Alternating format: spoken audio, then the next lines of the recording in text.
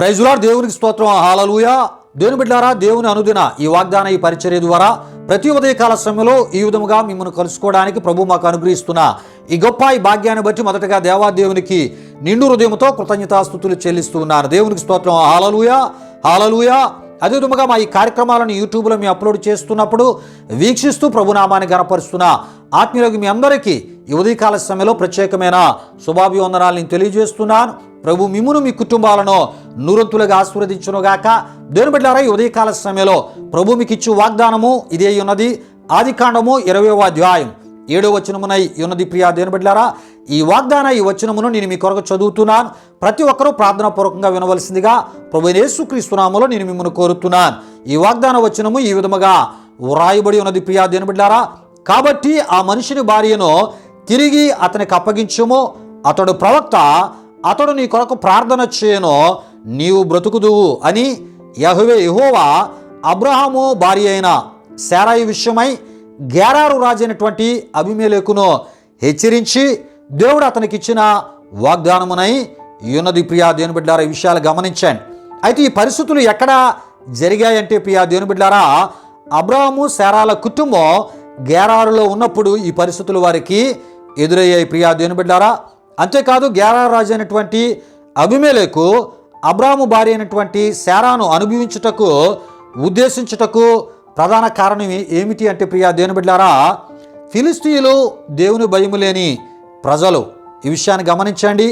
అయితే శారా బహు సౌందర్యవంతురాలు, ఆమెను బట్టి అబ్రహామును చంపుదురేమో అని వారిద్దరూ, అంటే అబ్రహాము శారా భార్యాభర్తలు వారిద్దరూ కూడా ఏకీభవించి వారి ఏకీభావము మేరకు అక్కడ ఎవరు వారిని గూర్చి అడిగినా వారితో నేను అన్ననని నీవు నాకు చెల్లెలవని వివేకముతో చెప్పమని అబ్రాహాము శారాతో చెప్పినట్లు మనం చూస్తూ ఉంటాం. ప్రియులారా, విషయాన్ని గమనించండి. అందును బట్టి అబీమెలెకు ఆమె మీద మనస్సు పడి ఆమెను అనుభవించుటకు ప్రియా దేవుని బిడ్డలారా తన అంతఃపురమునకు తెప్పించుకున్నటనో మనం చూడగలం. ఈ విషయాలు గమనించండి. గెరారు ప్రాంతంలో దేవుని భయము లేదు, ఫిలిస్తీయుల మధ్య దేవుని భయము లేదు. అయితే అక్కడ నివాసం ఉంటూ ఉన్నారు అబ్రహాము శారాలు. ప్రియులారా, విషయాన్ని గమనించండి.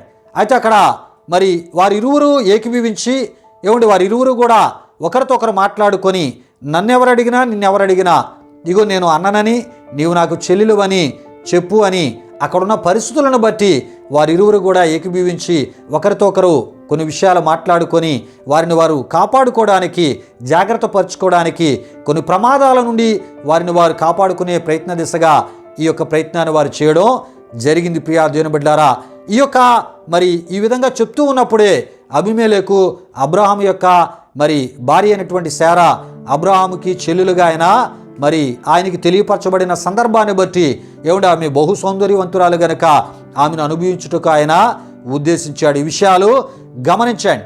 అయితే ప్రియా దేవుని బిడ్డలారా, అలాంటి సందర్భంలో దేవుడు ఏం చేశాడంటే ప్రియా దేవుని బిడ్డలారా చాలా గట్టిగా ఒక స్వప్నము ద్వారా అబీమెలెకును హెచ్చరించి అబీమెలెక్కి ఇచ్చినటువంటి వాగ్దానముగా ఈ వాగ్దానాన్ని మనం చూస్తున్నాం. నిజానికి అబీమెలెకు అన్యుడే గాని ప్రియా దేవుని బిడ్డలారా ఆయన దేవుని ఎరుగునవాడే అయినప్పటికీ దేవుడు ఆయనకి ఒక హెచ్చరికతో పాటు ఒక వాగ్దానాన్ని ఇక్కడ ఇస్తున్నట్లు మనం చూస్తూ ఉంటాం. ప్రియులారా, ఈ హెచ్చరికతో కూడిన ఈ వాగ్దానంలో దేవుడు ఏమంటున్నాడంటే అబీమెలెకుతో ఆ మనిషిని భార్యని తిరిగి అతనికి అప్పగించుమో, అతడు ప్రవక్త, అతడు నీ కొరకు ప్రార్థన చేయను, నీవు బ్రతుకుదు అని ఆయనకి వాగ్దానం ఇచ్చినట్లు మనం చూస్తుంటాం. దేవునికి స్తోత్రం. హల్లెలూయా, హల్లెలూయా.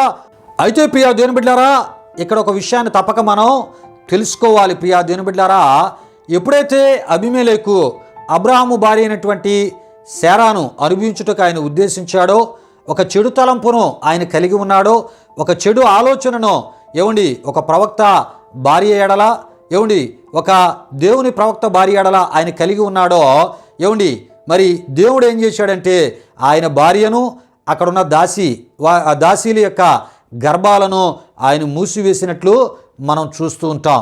ఈ విషయం తదుపరి సందర్భంలో మనకి తెలియపరచబడుతుంది. ప్రియా దేవుని బిడ్డలారా, ఈ విషయాలు గమనించండి. కనుక దేవుడు అంటున్నాడు, ఇగో నీ యొక్క అంతఃపురంలోనికి తీసుకొచ్చిన శారా పలానా ఒక ప్రవక్త భార్య, ఆమెను నీవు మరలా తిరిగి ఆయనకు అప్పగించు, ఆమెను నువ్వు ముట్టడానికి ఎట్టి పరిస్థితుల్లో వీలు లేదు అని అబ్రహాము దేవుడు చాలా గట్టిగా ఖండితంగా అబీమెలెకు ఆ రాజుని హెచ్చరించినట్లు మనం చూస్తూ ఉంటాం. ప్రియులారా, ఈ విషయాన్ని గమనించండి. తిరిగి అతని భార్యను నువ్వు ముట్టకుండా అతనికి అప్పగిస్తే నీవు దీవించబడతావు, నువ్వు బ్రతుకుతావు. నీ గృహములో ఈ చెడు తలంపును బట్టి, చెడు ఆలోచన బట్టి నీ భార్య నీ యొక్క దాసీల్యం మీదకి శాపం వచ్చింది అని ఈ విషయాలు దేవుడు తెలియపరిచిన సందర్భాలు మనం అక్కడ చూస్తూ ఉంటాం. కనుక తిరిగి ఆ ప్రవక్త భార్యను అతనికి అప్పగించు, అతడు నీ కొరకు ప్రార్థన చేస్తాడు, నువ్వు బ్రతుకుతావు, నీ ఇంటి పరిస్థితులు, నీ కుటుంబ పరిస్థితులు ఆశీర్వాదకరంగా నేను మారుస్తానని దేవుడు మాట్లాడడం జరిగింది. ప్రియా దేవుని బిడ్డలారా, ఈ విషయాలు గమనించండి. మనము సేవిస్తున్న దేవుడు మన పక్షముగా మాట్లాడే దేవుడు. మనకి ఎవరు కీడు చేద్దామన్నా, హాని చేద్దామన్నా, వారికి ఏ రకమైన హెచ్చరిక ఇవ్వాలో, ఏ రకమైన గద్దింపు ఇవ్వాలో ప్రియా దేవుని బిడ్డలారా ఆయనకి తెలుసు. ప్రియా దేవుని బిడ్డలారా, వారు ఎంతో గొప్పవారైనా, ఎంతో ఉన్నతమైన వారైనా, ఎన్ని పేరు ప్రఖ్యాతులు కలిగిన వారైనా, ఎటువంటి అధికారాలు కలిగిన వారైనా, వారికి ఏ రకమైనటువంటి గుణపాఠము చెప్పాలో ప్రియా దేవుని బిడ్డలారా నీవు నేను ఆరాధిస్తున్నా దేవునికి తెలుసు. దేవునికి స్తోత్రం. హల్లెలూయా, హల్లెలూయా.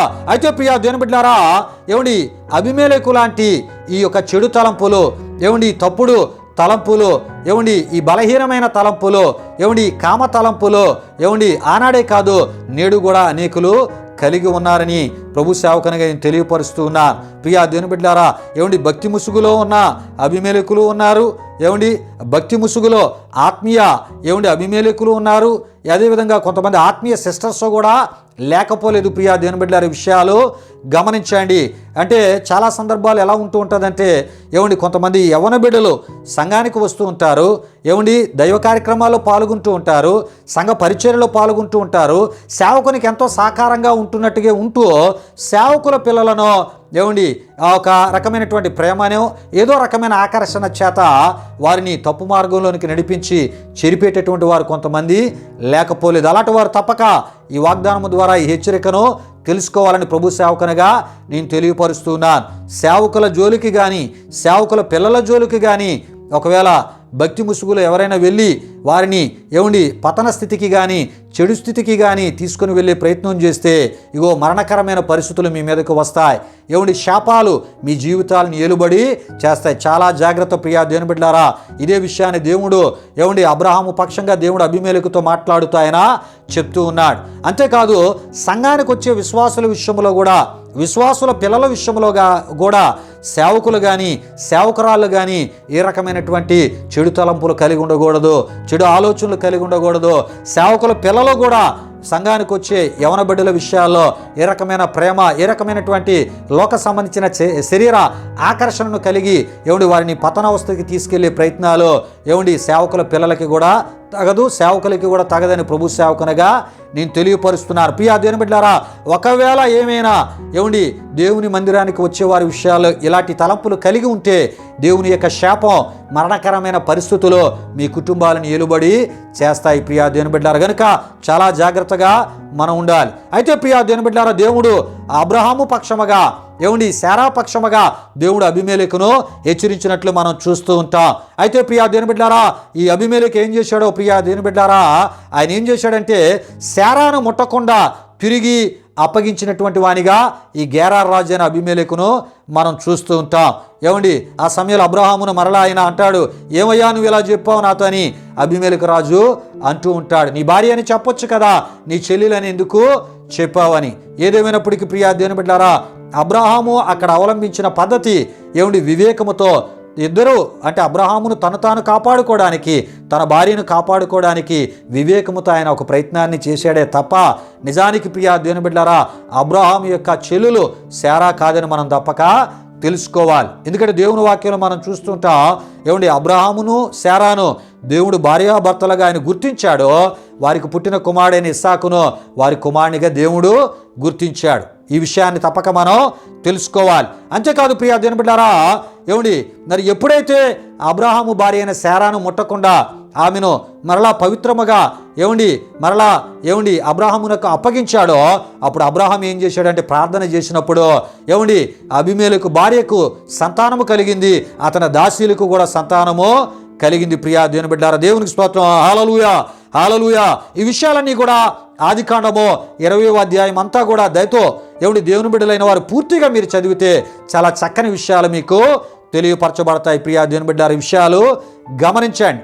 అయితే ప్రియా దేవుని బిడ్డారా, మరి అబీమెలెకుతో దేవుడు మాట్లాడి అబీమెలెకును దేవుడు హెచ్చరించినప్పుడు దేవుని యొక్క హెచ్చరికకు ఆయన రాజు అయినప్పటికీ కూడా ఆ హెచ్చరికకు లోబడి దేవుడు చెప్పినట్లు అబీమెలెకు చేశాడు. ప్రియా దేవుని బిడ్డారు, విషయాలు గమనించండి. ఎప్పుడైతే దేవుడు చెప్పినట్లు అబీమెలెకు చేశాడో అబ్రాహాము భార్యను ముట్టకుండా ఆమెను మరలా పవిత్రముగా అబ్రాహామునకు అప్పగించాడో ప్రియా దేవుని బిడ్డారా, దేవుడు అబీమెలెకు కుటుంబంలో అద్భుత కార్యాలు చేశాడు. ఆ అద్భుత కార్యాలను అబీమెలెకు ప్రత్యక్షంగా అనుభవించినట్లు దేవుని వాక్యంలో మనం చూస్తున్నాం.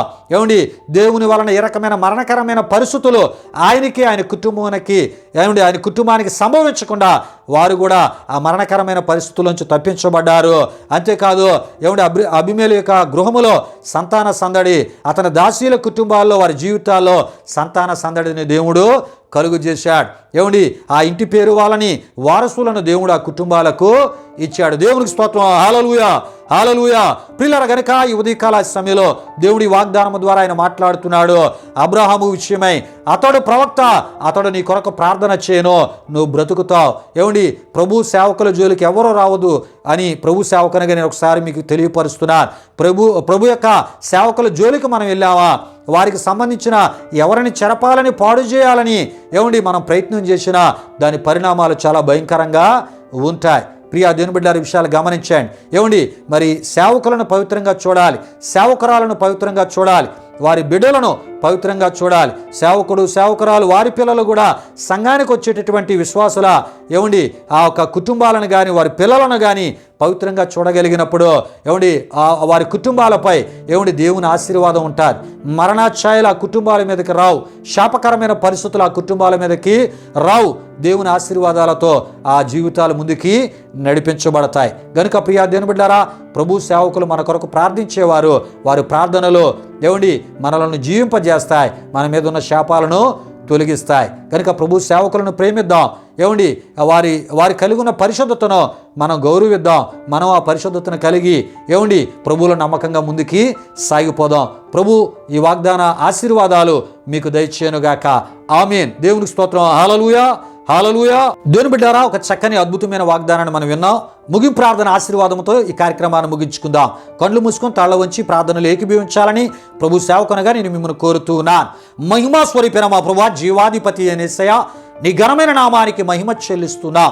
ఈ విశ్వాస ఈ పరిచర్యలో ప్రభువా, మీరు మాకు ఇచ్చిన భారాన్ని బట్టి ప్రభువా నీ ప్రజల యొక్క విశ్వాసాన్ని బలపరచడానికి ప్రభువా, వారిని నీకు దగ్గరగా వారు జీవించినట్లు, తద్వారా నీ దీవెనలు పొందినట్లు ప్రభువా, ఈ రకమైన హెచ్చరిక వాగ్దానాలతో కూడా వారిని బలపరచడానికి, కొన్ని సత్యాలు తెలియపరచడానికి మీరు మాకు ఇచ్చిన కృపను బట్టి మీకు వందనాలు.